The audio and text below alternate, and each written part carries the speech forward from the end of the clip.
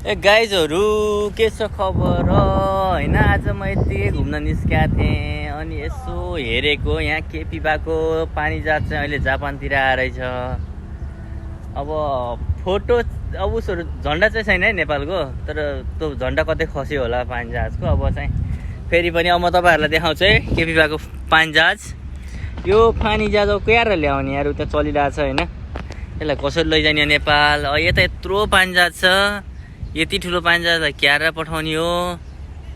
नेपालमा एउटा केपीबाले समुद्र बनायो हुन्थ्यो यतिको ठुलोसँग जाने।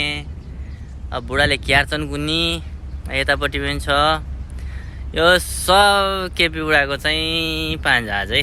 हेर त अहिले त हाम्रो शान्ति नै हो र यहाँ हाम्रो पानी जहाज हेर्नलाई अमेरिकाबाट मान्छे आने यार। कुरा छोडौँ न, अब कुरो कसो हो भने साथीहरू, यो कसरी लैजाने होला यसो हेर्नु त यो पानी जहाजलाई। केही गर्नु पर्यो है बा।